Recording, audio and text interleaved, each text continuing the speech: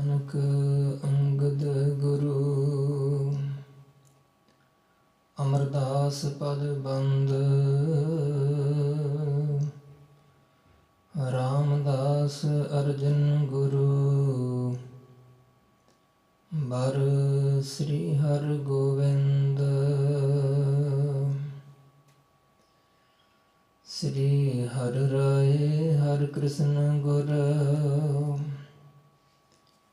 ਤੇਗ ਬਹਾਦਰ ਚੰਦ ਦਸਵੇਂ ਗੋਬਿੰਦ ਸਿੰਘ ਗੁਰੂ ਨਮੋ ਚਰਨ ਅਰਵਿੰਦ ਜਿਸ ਮਹਿ ਅੰਮ੍ਰਿਤ ਗਿਆਨ ਹੈ ਮਾਣਿਕ ਭਗਤ ਵੈਰਾਗ ਸ੍ਰੀ ਗੁਰੂ ਗ੍ਰੰਥ ਸਾਹਿਬ ਉਦਦ ਬੰਦੋਂ ਕਰ ਅਨੁਰਾਗ ਸ੍ਰੀ ਗੁਰ ਸ਼ਬਦ ਕਮਾਏ ਜਿਨ ਜੀਤੇ ਪੰਚ ਵਿਕਾਰ ਤਿਨ ਸੰਤਨ ਕਉ ਬੰਦਨਾ ਸਿਰ ਚਰਨਨ ਪਰਤਾਰ ਏਕ ਓੰਕਾਰ ਸਤਿਗੁਰੂ ਤਿਹ ਪ੍ਰਸਾਦ ਸਚ ਹੋਏ। ਵਾਹਿਗੁਰੂ ਜੀ ਕੀ ਫਤਿਹ। ਵਿਘਨ ਵਿਨਾਸ਼ਨ ਸੋਇ। ਵਾਹਿਗੁਰੂ ਜੀ ਕੀ ਫਤਿਹ। ਵਿਘਨ ਵਿਨਾਸ਼ਨ ਸੋਇ। ਸਤਨਾਮ ਸ੍ਰੀ ਵਾਹਿਗੁਰੂ ਸਾਹਿਬ ਜੀ। ਕਬਿਤ ਅੱਜ ਕੋ ਜਿਵਾਏ ਬੈਠੇ ਕੂਪ ਪਰ ਜਾਏ। ਫਲ ਮੱਕੇ ਤੇ ਮੰਗਾਏ ਹਿੱਤੂ ਬੇਗਮ ਬਤਾਈਐ। ਪਦਮਨੀ ਆਨ ਚੰਦ ਦੂਜੋ ਅਸਮਾਨ ਭਇਓ। ਤੋਸ਼ੇ ਖਾਨੇ ਥਾਨ ਕਰ ਗਿਣਤੀ ਸੁਨਾਈਐ। ਅੱਜ ਕੋ ਜਿਵਾਏ ਬੈਠੇ ਕੂਪ ਪਰ ਜਾਏ। ਵਾਹਿਗੁਰੂ ਜੀ ਕਾ ਖਾਲਸਾ ਵਾਹਿਗੁਰੂ ਜੀ ਕੀ ਫਤਿਹ। ਗਰੀਬ ਨਿਵਾਜ ਕਰੁਣਾ ਨਿਧਾਨ ਅੰਤਰਜਾਮੀ ਦੀਨਾ ਬੰਧੂ 10 ਪਾਤਸ਼ਾਹੀਆਂ ਦੇ ਜਾਗਤ ਜੋਤ ਸਰੂਪ ਜੁਗੋ ਜੁਗ ਅਟਲ ਧੰਨ ਧੰਨ ਸਾਹਿਬ ਸ੍ਰੀ ਗੁਰੂ ਗ੍ਰੰਥ ਸਾਹਿਬ ਜੀ ਮਹਾਰਾਜ ਜੀ ਦੀ ਪਾਵਨ ਪਵਿੱਤਰ ਹਜ਼ੂਰੀ ਵਿਖੇ ਸੁਭਾਈਮਾਨ ਗੁਰੂ ਕੀ ਸਾਜੀ ਔਰ ਨਿਵਾਜੀ ਸਾਧ ਸੰਗਤ ਜੀਓ। ਸਤਿਗੁਰੂ ਮਹਾਰਾਜ ਸੱਚੇ ਪਾਤਸ਼ਾਹ ਜੀ ਵੱਲੋਂ ਬਖਸ਼ਿਸ਼ ਕੀਤੇ ਹੋਏ ਸਤ ਸੰਗਤ ਕਰਨ ਦੇ ਇਸ ਸ਼ੁਭ ਅਵਸਰ ਦੇ ਵਿੱਚ ਗੁਰ ਇਤਿਹਾਸ ਦੀ ਕਥਾ ਵਿਚਾਰ ਸਰਵਣ ਕਰੀਏ। ਗੁਰ ਇਤਿਹਾਸ ਦੀ ਚੱਲ ਰਹੀ ਲੜੀਵਾਰ ਕਥਾ ਦੇ ਪ੍ਰਸੰਗ ਜਿਵੇਂ ਨਿਤਾ ਪ੍ਰਤ ਸਰਵਣ ਕਰਾਏ ਜਾ ਰਹੇ ਹਨ। ਸਤਿਗੁਰੂ ਹਰਿਰਾਏ ਸਾਹਿਬ ਮਹਾਰਾਜ ਜੀ ਨੇ ਔਰੰਗਜ਼ੇਬ ਬਾਦਸ਼ਾਹ ਵੱਲੋਂ ਸੱਦਾ ਭੇਜਣ ਤੇ ਆਪਣੇ ਵੱਡੇ ਸਪੁੱਤਰ ਬਾਬਾ ਰਾਮ ਰਾਏ ਜੀ ਨੂੰ ਦਿੱਲੀ ਸ਼ਹਿਰ ਦੇ ਵਿੱਚ ਭੇਜਿਆ। ਉੱਥੇ ਰਹਿੰਦਿਆਂ ਹੋਇਆਂ ਬਾਦਸ਼ਾਹ ਦੇ ਪਾਸ ਬਾਦਸ਼ਾਹ ਵੱਲੋਂ ਸੱਦਣ ਤੇ ਉਹਦੇ ਕੋਲ ਜਾਂਦੇ ਹੈ। ਅਨੇਕਾਂ ਹੀ ਸ਼ਕਤੀਆਂ ਕਰਾਮਾਤਾਂ ਉਸ ਨੂੰ ਵਿਖਾਈਆਂ ਹੈ। ਸਮੇਂ ਸਮੇਂ ਅਨੁਸਾਰ ਔਰੰਗਜ਼ੇਬ ਦੇ ਜੋ ਸਭਾ ਵਿੱਚ ਬੈਠਣ ਵਾਲੇ ਸਲਾਹਕਾਰ ਕਾਜੀ ਮੁਲਾਣੇ ਉਲਮਾਵ ਅਹਿਲਕਾਰ ਆਦਿਕ ਅਨੇਕਾਂ ਹੀ ਜਿਵੇਂ ਸਲਾਹਾਂ ਦਿੰਦੇ ਕਿ ਕਿਸੇ ਨਾ ਕਿਸੇ ਤਰ੍ਹਾਂ ਇਹਨਾਂ ਨੂੰ ਝੂਠਿਆਂ ਕੀਤਾ ਜਾਵੇ। ਇਹੋ ਜਿਹਾ ਕੋਈ ਸਵਾਲ ਕਰੀਏ ਜਿਸ ਦਾ ਇਹਨਾਂ ਨੂੰ ਜਵਾਬ ਹੀ ਨਾ ਆਵੇ। ਕਈ ਪ੍ਰਕਾਰ ਦੇ ਪਹਿਲਾਂ ਵੀ ਯਤਨ ਕਰਦੇ ਰਹੇ। ਇਹਨਾਂ ਨੇ ਇਸ ਪ੍ਰਕਾਰ ਇੱਕ ਦਿਨ ਜਿਵੇਂ ਸਲਾਹ ਕੀਤੀ ਹੋਈ ਸੀ ਆਪਸ ਵਿੱਚ, ਪਹਿਲਾਂ ਔਰੰਗਜ਼ੇਬ ਨੂੰ ਇਹਨਾਂ ਨੇ ਸਿਖਾ ਦਿੱਤਾ ਕਿ ਸ੍ਰੀ ਗੁਰੂ ਨਾਨਕ ਦੇਵ ਸਾਹਿਬ ਮਹਾਰਾਜ ਜੀ ਦਾ ਜੋ ਬਚਨ ਹੈ, ਮਿੱਟੀ ਮੁਸਲਮਾਨ ਕੀ ਪੇੜੈ ਪਈ ਘੁਮਿਆਰ, ਇਸ ਬਾਬਤ ਇਹਨਾਂ ਨੂੰ ਵਿਚਾਰ ਪੁੱਛਣੀ ਹੈ।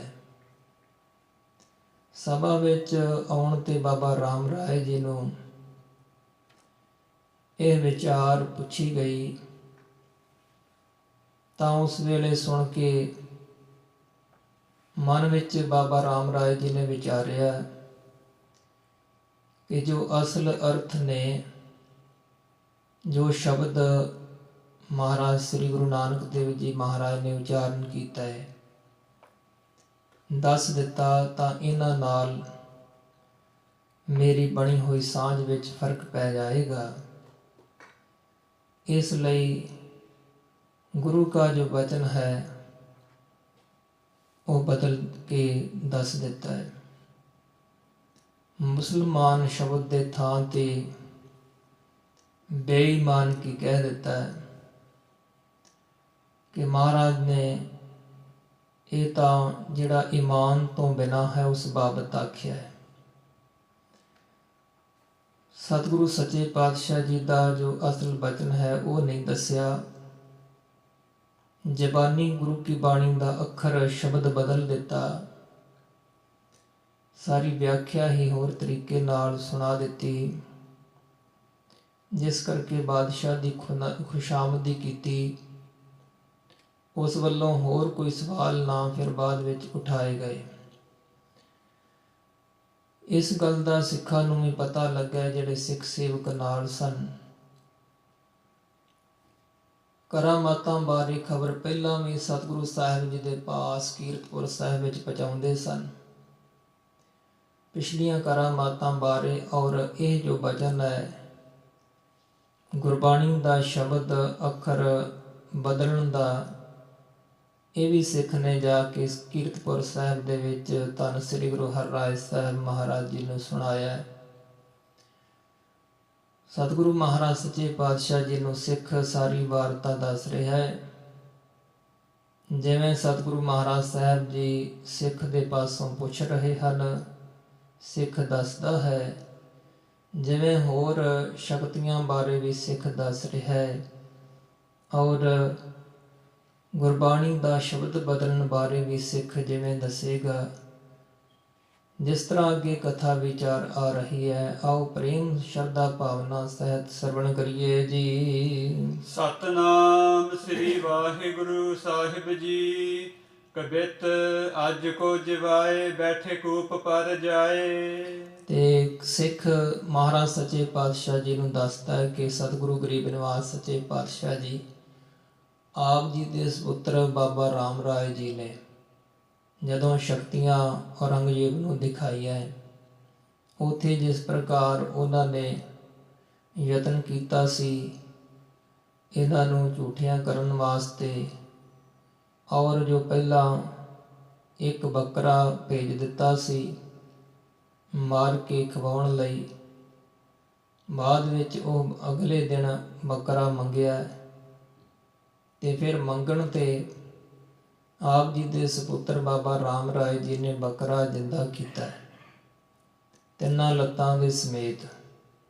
चौथी लत्त क्योंकि वह काजी के घर विच भेज दिती सी, वो लत्त तो बगैर ही उस बाबत कह दिता सी कि उसकी जिम्मेवारी है, जिसने इसका मांस उन्ना हिस्सा जो है बकरे का खाधा है उसके कोलों जिंदा करवा लियो, बनवा लियो।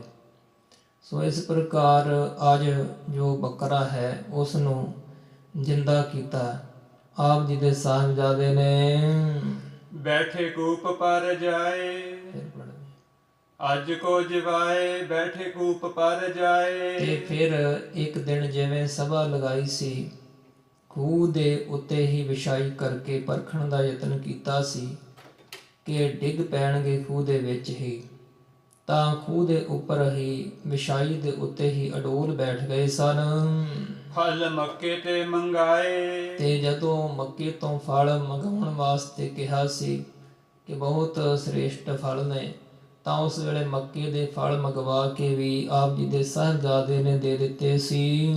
ਹੇਤੂ ਬੇਗਮ ਬਤਾਈਐ, ਤੇ ਜਿਸ ਵੇਲੇ ਔਰੰਗਜ਼ੇਬ ਨੇ ਪੁੱਛਿਆ ਸੀ ਕਿ ਤੁਹਾਨੂੰ ਜੇ ਪਤਾ ਹੈ ਅੰਤਰਜਾਮਤਾ ਹੈ ਤਾਂ ਮੈਨੂੰ ਇਹ ਦੱਸ ਦਿਓ ਕਿ ਬੇਗਮਾਂ ਵਿੱਚੋਂ ਕਿਸ ਬੇਗਮ ਦੇ ਨਾਲ ਜ਼ਿਆਦਾ ਮੇਰਾ ਪ੍ਰੇਮ ਹੈ, ਤਾਂ ਫਿਰ ਬਾਬਾ ਰਾਮ ਰਾਏ ਜੀ ਨੇ ਉਹ ਵੀ ਦੱਸ ਦਿੱਤਾ ਜਿਸ ਨਾਲ ਜ਼ਿਆਦਾ ਪ੍ਰੇਮ ਸੀ।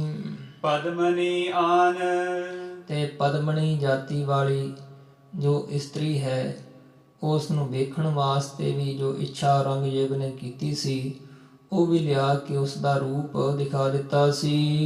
ਚੰਦ ਦੂਜੋ ਅਸਮਾਨ ਭਇਓ, ਤੇ ਅਸਮਾਨ ਦੇ ਵਿੱਚ ਜਿਸ ਵੇਲੇ ਗੁਰਬਾਣੀ ਦੇ ਸ਼ਬਦਾਂ ਤੇ ਸ਼ੰਕੇ ਕਰਦੇ ਸਨ ਕਿ ਲੱਖਾਂ ਹੀ ਪਤਾਲ ਨੇ, ਲੱਖਾਂ ਆਕਾਸ਼ ਨੇ, ਤੇ ਇਹ ਜੋ ਗੁਰੂ ਸਾਹਿਬ ਦੇ ਬਚਨ ਹਨ ਔਰ ਉਹਨਾਂ ਦੇ ਵਿੱਚ ਚੰਦਰਮਾ ਵੀ ਹੋਣਗੇ, ਸੂਰਜ ਵੀ ਹੋਣਗੇ, ਕਰੋੜਾਂ ਸੂਰਜ ਹੈ, ਕਰੋੜਾਂ ਹੀ ਚੰਦਰਮਾ ਨੇ, ਤੇ ਇਸ ਤਰ੍ਹਾਂ ਕਿਵੇਂ ਹੋ ਸਕਦਾ। ਜਦੋਂ ਐਸੇ ਸ਼ੰਕੇ ਕੀਤੇ ਸੀ ਤਾਂ ਉਸ ਵੇਲੇ ਪੂਰਨਮਾਸ਼ੀ ਦੀ ਰਾਤ ਨੂੰ ਪੁੰਨਿਆਂ ਦੇ ਚੰਦਰਮਾ ਜਿਹਾ ਦੂਸਰਾ ਚੰਦਰਮਾ ਆਕਾਸ਼ ਵਿੱਚ ਦਿਖਾ ਦਿੱਤਾ ਸੀ। ਤੋਸ਼ੇ ਖਾਨੇ ਥਾਨ ਕਰ ਗਿਣਤੀ ਸੁਣਾਈਐ, ਤੇ ਜਿਸ ਵੇਲੇ ਤੋਸ਼ੇ ਖਾਨੇ ਦੇ ਵਿੱਚੋਂ ਜਿਤਨਾ ਵੀ ਧਨ ਹੈ, ਹੀਰੇ ਜਵਾਹਰਾਤ ਆਦਿਕ ਕਿੱਥੇ ਕਿੱਥੇ ਰੱਖੇ ਹੋਏ ਨੇ, ਔਰੰਗਜ਼ੇਬ ਨੇ ਪੁੱਛਿਆ ਸੀ ਤੇ ਧਨ ਦੌਲਤ ਕਿੱਥੇ ਕਿੱਥੇ ਪਈ ਹੋਈ ਹੈ, ਮੇਰੇ ਵਡੇਰਿਆਂ ਦੀ ਵੀ, ਮੇਰੇ ਬਾਪ ਵੱਲੋਂ ਵੀ ਰੱਖੀ ਹੋਈ ਤੇ ਮੇਰੇ ਵੱਲੋਂ ਵੀ ਧਨ ਦਬਾ ਕੇ ਜਿੱਥੇ ਜਿੱਥੇ ਰੱਖਿਆ ਦੱਸੋ। ਤਾਂ ਉਸ ਵੇਲੇ ਉਹ ਵੀ ਵੱਖ-ਵੱਖ ਥਾਂ ਜਿਹੜੇ ਦੱਸ ਦਿੱਤੇ ਸਨ ਨਾਲ ਲਿਜਾ ਕੇ ਕਿ ਇੱਥੇ ਇੱਥੇ ਤੁਹਾਡੇ ਵੱਲੋਂ ਧਨ ਦੱਬਿਆ ਹੋਇਆ ਰੱਖਿਆ ਹੈ, ਤੇ ਤੁਹਾਡੇ ਬਜ਼ੁਰਗਾਂ ਵੱਲੋਂ ਇੱਥੇ ਇੱਥੇ ਧਨ ਜਿਹੜਾ ਹੈ ਉਸ ਜਗ੍ਹਾ ਤੇ ਰੱਖਿਆ ਉਹ ਵੀ ਦੱਸ ਦਿੱਤਾ।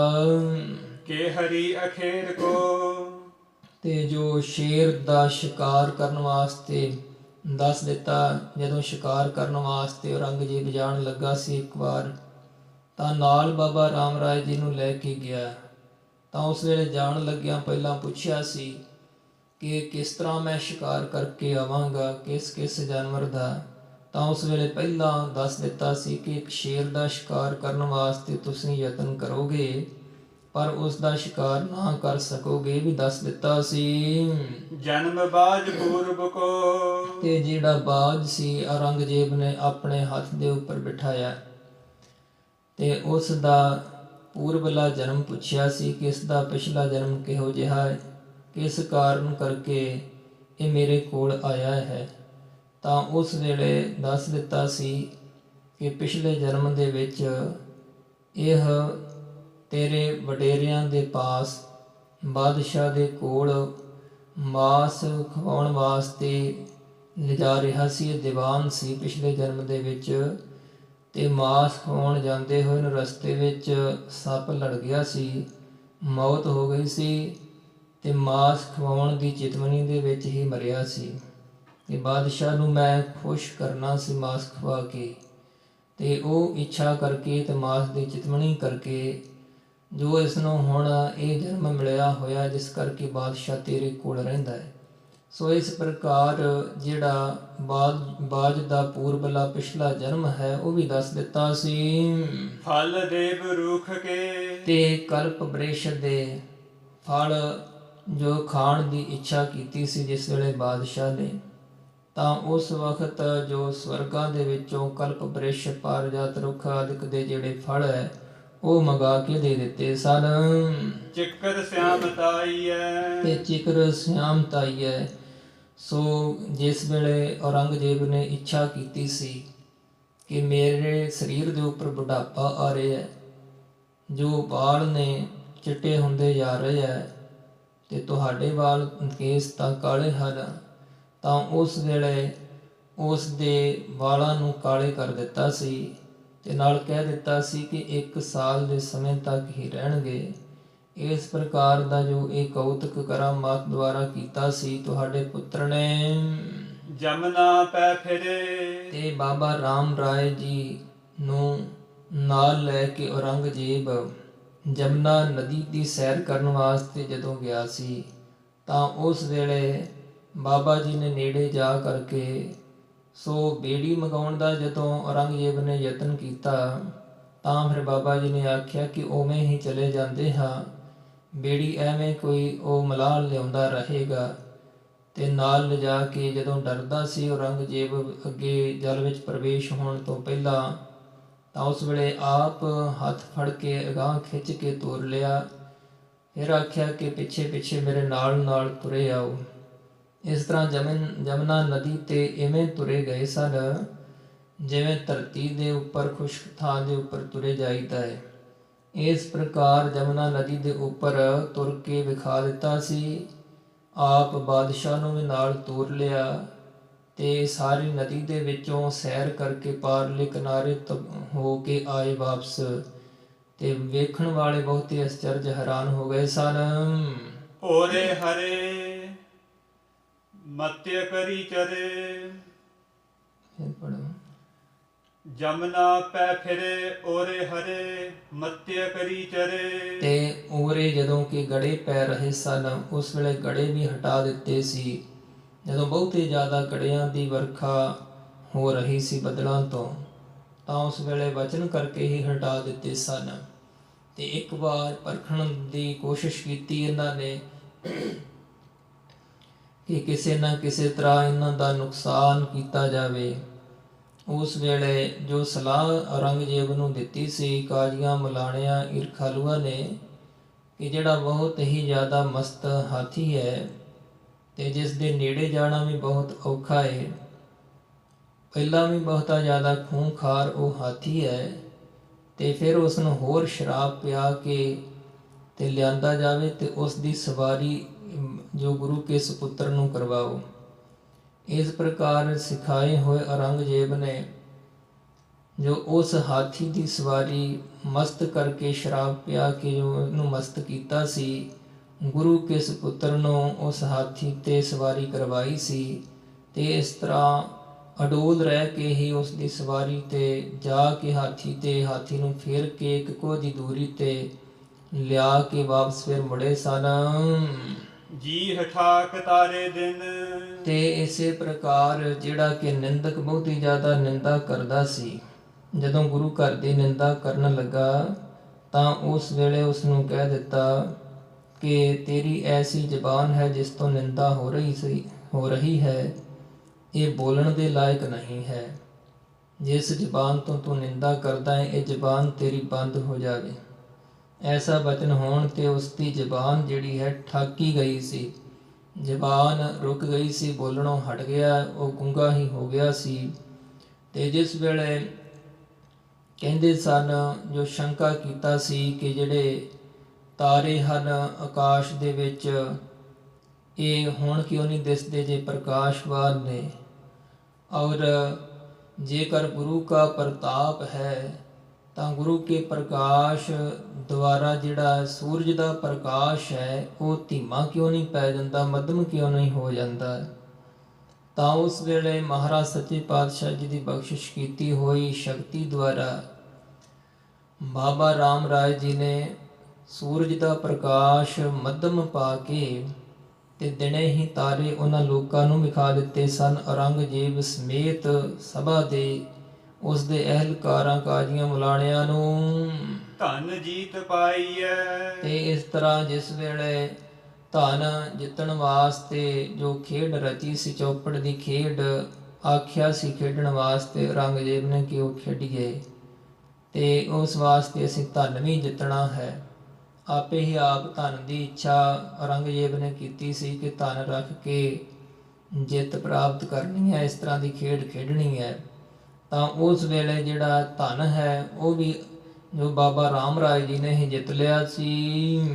ਮਰੀ ਕੋ ਹਟਾਏ। ਛਾਉ ਛਾਈ ਪੈ ਪ੍ਰਸੂਤ ਸਿਸ।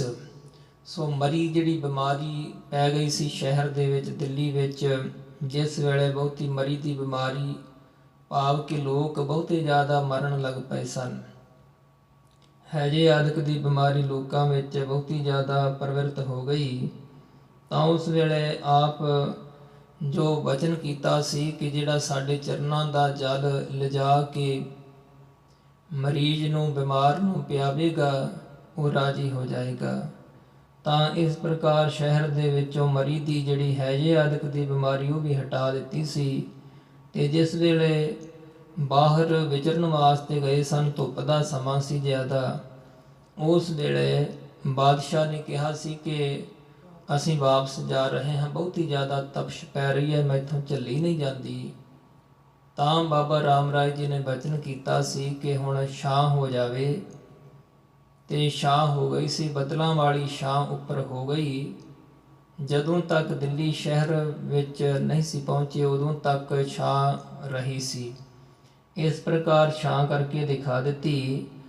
ਔਰ ਜੋ ਬਾਦਸ਼ਾਹ ਦੀ ਬੇਗਮ ਨੂੰ, ਜਿਸ ਵੇਲੇ ਕਿ ਗਰਭਵਤੀ ਸੀ ਬਾਦਸ਼ਾਹ ਦੀ ਬੇਗਮ, ਉਸ ਵੇਲੇ ਬੱਚੇ ਦੇ ਜਨਮ ਵੇਲੇ ਬਹੁਤ ਹੀ ਜ਼ਿਆਦਾ ਉਹਨੂੰ ਜ਼ਿਆਦਾ ਦੁੱਖ ਹੋਣ ਕਰਕੇ, ਦਰਦਾਂ ਹੋਣ ਕਰਕੇ, ਔਰ ਬੱਚੇ ਦਾ ਜਨਮ ਜਦੋਂ ਨਹੀਂ ਸੀ ਹੋ ਰਿਹਾ, ਇਸ ਕਰਕੇ ਇਲਾਜ ਆਦਿਕ ਵੀ ਜਿਹੜਾ ਵਿਅਰਥ ਚਲਾ ਗਿਆ ਸੀ, ਕੋਈ ਇਲਾਜ ਨਹੀਂ ਸੀ ਹੋ ਸਕਿਆ।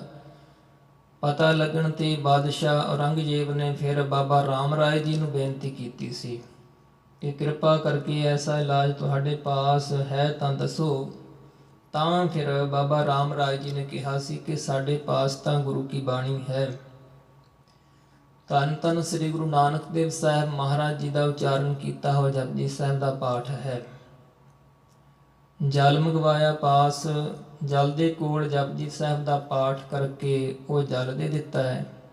ਜਲ ਲਿਜਾ ਕੇ ਉਸ ਬੇਗਮ ਨੂੰ ਛਕਾਇਆ ਗਿਆ। ਥੋੜ੍ਹੇ ਸਮੇਂ ਬਾਅਦ ਬੱਚੇ ਦਾ ਜਨਮ ਹੋਇਆ, ਜਿਸ ਦਾ ਨਾਮ ਬਹਾਦਰ ਸ਼ਾਹ ਰੱਖਿਆ ਗਿਆ। ਸੋ ਐਸਾ ਜਿਹੜਾ ਜੋ ਸੁਖਾਲਾ ਹੀ ਬੱਚੇ ਦਾ ਜਨਮ ਪ੍ਰਗਟ ਹੀ ਕਰ ਦਿੱਤਾ ਜਪਜੀ ਸਾਹਿਬ ਦੀ ਬਾਣੀ ਦੁਆਰਾ। ਸੋ ਐਸੀ ਜਿਹੜੀ ਹੈ ਇਹ ਵੀ ਕਰਾਮਾਤ ਆਪ ਜੀ ਦੇ ਬਚਨਾਂ ਦੁਆਰਾ ਪ੍ਰਗਟ ਹੀ ਦਿਖਾਈ। ਉਜਬਕ ਢਾਹੇ ਅਲਾਵਦੀਨ ਮ੍ਰਿਤ ਉਕਤਾ।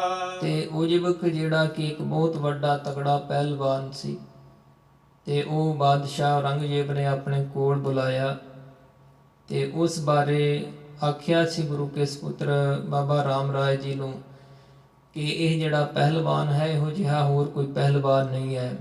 ਤਾਂ ਬਾਬਾ ਜੀ ਨੇ ਕਿਹਾ ਸੀ ਕਿ ਇਸ ਨਾਲ ਤਾਂ ਸਾਡਾ ਇੱਕ ਗਰੀਬ ਜਿਹਾ ਸੇਵਕ ਹੈ ਜੋ ਚਮਾਰ ਕਿਹਾ ਜਾਂਦਾ ਹੈ, ਸੋ ਉਹ ਵੀ ਇਸ ਦੇ ਨਾਲ ਲੜ ਕੇ ਇਸ ਨੂੰ ਫਤਿਹ ਕਰ ਸਕਦਾ ਹੈ, ਇਸ ਨੂੰ ਢਾਹ ਸਕਦਾ ਹੈ। ਤੇ ਬਚਨ ਕਰਕੇ ਉਸ ਨਿਮਾਣੇ ਸੇਵਕ ਦੁਆਰਾ ਹੀ ਤਗੜੇ ਪਹਿਲਵਾਨ ਨੂੰ ਢਹਾ ਦਿੱਤਾ ਸੀ। ਤੇ ਇਸੇ ਪ੍ਰਕਾਰ ਅਲਾਉਦੀਨ ਜਿਹੜਾ ਸੀ ਬੜਾ ਚਤੁਰ ਸਿਆਣਾ ਸੀ, ਬਹੁਤੀਆਂ ਜ਼ਿਆਦਾ ਗੱਲਾਂ ਕਰਕੇ ਸਭਾ ਦੇ ਵਿੱਚ ਸੁਣਾਉਣ ਵਾਲਾ, ਚਤਰਾਈ ਵਾਲੀਆਂ ਗੱਲਾਂ ਕਰਦਾ ਜਦੋਂ ਸੁਣਿਆ, ਤਾਂ ਉਸ ਵੇਲੇ ਉਸ ਨੂੰ ਕਿਹਾ ਸੀ ਕਿ ਤੇਰੀ ਮੌਤ ਕਦੋਂ ਹੋਣੀ ਹੈ, ਤੈਨੂੰ ਆਪਣੀ ਮੌਤ ਦਾ ਪਤਾ ਹੈ। ਤਾਂ ਸੁਣਨ ਵਾਲੇ ਹੈਰਾਨ ਜਿਹੇ ਹੋ ਗਏ। ਔਰੰਗਜ਼ੇਬ ਨੇ ਆਖਿਆ ਕਿ ਜੋ ਜੇ ਤੁਹਾਨੂੰ ਪਤਾ ਹੈ ਤਾਂ ਤੁਸੀਂ ਦੱਸ ਦਿਓ। ਤਾਂ ਕਹਿ ਦਿੱਤਾ ਸੀ ਕਿ ਜੋ ਸਾਰਾ ਸਮਾਂ ਜਿਸ ਵੇਲੇ ਉਸ ਦੀ ਮੌਤ ਹੋਣੀ, 8 ਦਿਨਾਂ ਬਾਅਦ ਰਾਤਰੀ ਦਾ ਪਿਛਲਾ ਪਹਿਰ ਜਦੋਂ ਰਹਿੰਦਾ ਹੋਵੇਗਾ, ਉਦੋਂ ਇਸ ਨੇ ਮਰਨਾ ਹੈ। ਇਸ ਪ੍ਰਕਾਰ ਜਿਹੜਾ ਬਚਨ ਕੀਤਾ ਉਸ ਅਨੁਸਾਰ ਉਸ ਦੀ ਮੌਤ ਹੋਈ ਸੀ। ਐਸੀ ਉਸ ਦੀ ਮੌਤ ਦੀ ਖਬਰ ਪਹਿਲਾਂ ਦੱਸ ਦਿੱਤੀ ਸੀ। ਸੁਪਨੋ ਬਤਾਏ ਇਹ ਸੁਪਨਾ ਵੀ ਦੱਸ ਦਿੱਤਾ ਸੀ। ਜਿਸ ਵੇਲੇ ਸੁਪਨੇ ਦੇ ਬਾਰੇ ਗੱਲ ਪੁੱਛੀ ਸੀ ਕਿ ਜਦੋਂ ਆਇਆ ਬਾਬਾ ਰਾਮ ਰਾਏ ਜੀ ਪਾਸ ਔਰੰਗਜ਼ੇਬ ਦੇ, ਤਾਂ ਆਖਿਆ ਕਿ ਤੁਸੀਂ ਸੁਪਨੇ ਵਿੱਚ ਸਾਨੂੰ ਯਾਦ ਕਰਦੇ ਸੀ। ਸੁਣ ਕੇ ਹੈਰਾਨ ਹੋਇਆ ਕਿ ਮੇਰੇ ਤਾਂ ਸੁਪਨੇ ਬਾਰੇ ਵੀ ਇਹਨਾਂ ਨੂੰ ਪਤਾ ਹੈ, ਯਾਦ ਕਰਦੇ, ਮੈਂ ਜਿਵੇਂ ਯਾਦ ਕਰਦਾ ਸੀ। ਤਾਂ ਫਿਰ ਪੁੱਛਿਆ ਕਿ ਹੋਰ ਕਿਵੇਂ, ਕਿਸ ਕਾਰਨ ਕਰਕੇ ਮੈਂ ਯਾਦ ਕਰਦਾ ਸੀ। ਸਾਰੀ ਗੱਲ ਦੱਸ ਦਿੱਤੀ ਕਿ ਤੁਸੀਂ ਨਦੀ ਦੇ ਵਿੱਚ ਗਏ ਸੀ, ਮੱਛੀਆਂ ਫੜ ਰਹੇ ਸੀ, ਤਾਂ ਤੁਹਾਡੇ ਕੋਲੋਂ ਮੱਛੀ ਕੋਈ ਫੜੀ ਨਹੀਂ ਸੀ ਜਾ ਰਹੀ। ਉਸ ਵੇਲੇ ਯਾਦ ਕੀਤਾ ਮੈਨੂੰ ਕਿ ਜੇਕਰ ਇਸ ਵੇਲੇ ਗੁਰੂ ਕਾ ਸਪੁੱਤਰ ਬਾਬਾ ਰਾਮ ਰਾਏ ਮੇਰੇ ਨੇੜੇ ਹੁੰਦਾ ਤਾਂ ਸੌਖਾ ਹੀ ਮੈਂ ਮੱਛੀ ਨੂੰ ਫੜ ਲੈਂਦਾ। ਇਸ ਪ੍ਰਕਾਰ ਇਸ ਤਰ੍ਹਾਂ ਯਾਦ ਕੀਤਾ ਸੀ। ਤੇ ਇਵੇਂ ਜਿਹੜਾ ਸੁਪਨਾ ਹੈ, ਸੁਪਨੇ ਦੀ ਸਾਰੀ ਵਾਰਤਾ ਬਾਬਾ ਰਾਮ ਰਾਏ ਜੀ ਨੇ ਦੱਸ ਦਿੱਤੀ ਸੀ। ਨੌਕਾ ਜੋਰ ਕੈ ਤੇ ਨੌਕਾ ਜਿਹੜੀ ਕਿ ਜਦੋਂ ਸੈਰ ਕਰਨ ਵਾਸਤੇ ਗਏ ਸਨ, ਬੇੜੀ ਵਿੱਚ ਬਹਿ ਕੇ ਜਮਨਾ ਨਦੀ ਦੀ ਸੈਰ ਕਰਨ ਲਈ, ਜਲ ਵਹਿੰਦਿਆਂ ਹੋਇਆਂ ਜਿਸ ਵਕਤ ਕੋਈ ਮੋਟੀ ਭਾਰੀ ਲੱਕੜ ਆ ਕੇ ਵੱਜੀ ਬੇੜੀ ਨੂੰ, ਤਾਂ ਬੇੜੀ ਦੇ ਦੋ ਹਿੱਸੇ ਹੋ ਗਏ। ਤਾਂ ਉਸ ਵੇਲੇ ਔਰੰਗਜ਼ੇਬ ਬਹੁਤਾ ਜ਼ਿਆਦਾ ਘਬਰਾ ਗਿਆ, ਡਰ ਕੇ ਬੇਨਤੀ ਕੀਤੀ ਕਿ ਕਿਰਪਾ ਕਰੋ, ਐਸਾ ਵਚਨ ਕਰ ਦਿਓ ਸਾਡਾ ਬਚਾਅ ਹੋ ਜਾਵੇ, ਬੇੜੀ ਜੁੜ ਜਾਏ ਜਾਂ ਕਿਸੇ ਤਰ੍ਹਾਂ ਬਚ ਜਾਈਏ। ਤਾਂ ਬਾਬਾ ਜੀ ਨੇ ਵਚਨ ਕਰ ਦਿੱਤਾ ਕਿ ਉਸੇ ਪ੍ਰਕਾਰ ਪਹਿਲਾਂ ਵਾਂਗ ਬੇੜੀ ਜੁੜ ਜਾਏ। ਐਸਾ ਵਚਨ ਕਰਨ ਤੇ ਬੇੜੀ ਜੁੜ ਗਈ ਸੀ, ਜਿਸ ਕਰਕੇ ਸੋ ਐਸੀ ਕਰਾਮਾਤ ਜਿਹੜੀ ਦਿਖਾਈ, ਔਰੰਗਜ਼ੇਬ ਵੀ ਤੇ ਸਭ ਲੋਕ ਹੈਰਾਨ ਹੋਏ।